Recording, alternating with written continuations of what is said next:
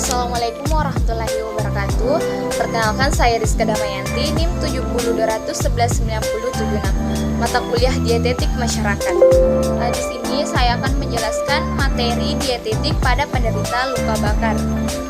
Adapun submateri yang akan saya jelaskan, yang pertama definisi dietetik luka bakar, yang kedua kasus dari penyakit luka bakar, dan yang ketiga tujuan dietetik luka bakar, dan yang keempat integrasi keislaman dari luka bakar. Materi yang pertama yaitu definisi dietetik luka bakar.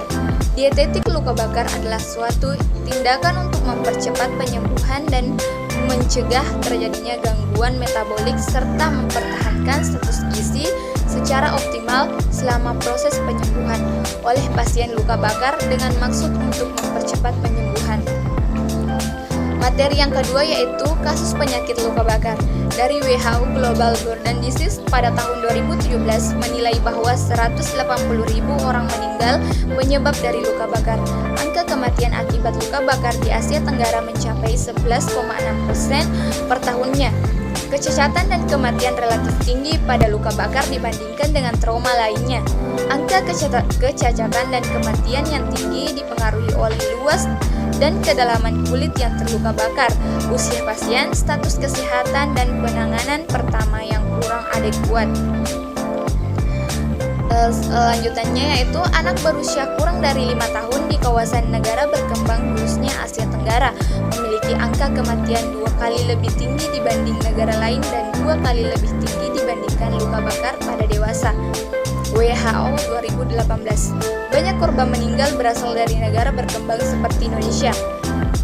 Data dari Perhimpunan Luka Bakar di Indonesia menunjukkan pada tahun 2015 ada 3.518 kasus luka bakar di 14 pusat penyembuhan besar di Indonesia. Di Rumah Sakit Cipto Mangunkusumo, angka kematian pasien luka bakar untuk jangka waktu 2013 sampai 2015 adalah 24%, dan pada tahun 2013 sampai 2015 adalah 30% pasien luka bakar didominasi oleh anak-anak. Wardana A 2017. Submateri yang ketiga yaitu tujuan dietetik luka bakar. Yang pertama itu mempercepat penyembuhan jaringan yang rusak, mencegah terjadinya keseimbangan nitrogen yang negatif, memperkecil terjadinya hiperglikemia dan hipergliseridemia, dan mencegah terjadinya gejala-gejala kekurangan. Ada materi yang terakhir yaitu ayat atau hadis penyakit luka bakar. Diriwayatkan oleh Imam Muslim yaitu setiap penyakit pasti memiliki obat. Bila sebuah obat sesuai dengan penyakitnya, maka dia akan sembuh dengan seizin Allah Subhanahu wa taala. Hadis riwayat Muslim. Dan dalam Islam, Allah Subhanahu wa taala menganjurkan umatnya untuk selalu bertawakal, termasuk dalam hal kesembuhan atas suatu penyakit.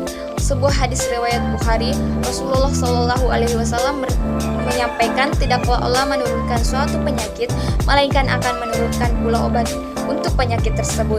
Hadis ini menjadi gambaran akan pentingnya dalam berikhtiar untuk mencari kesembuhan. Sementara pada hadis lainnya disebutkan Rasulullah Shallallahu alaihi wasallam bersabda, setiap penyakit ada obatnya.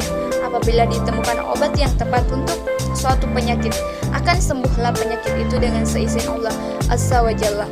Hadis riwayat Muslim. Selanjutnya terdapat di dalam Al-Quran tentang pengobatan luka bakar yaitu madu. Al-Quran Surat An-Nahl ayat 68-69 menyebutkan, dan Tuhanmu mewahyukan kepada lebah, buatlah sarang-sarang di bukit-bukit, di pohon-pohon kayu, dan di tempat yang dibuat oleh manusia, kemudian makanlah dari tiap-tiap macam buah-buahan, dan tempuhlah jalan Tuhanmu yang dimudahkan bagimu. Dari perut lebah itu keluar minuman atau madu yang bermacam-macam warnanya. Di dalamnya terdapat obat yang menyembuhkan bagi manusia. Itulah persentase dari materi saya. Wassalamualaikum warahmatullahi wabarakatuh.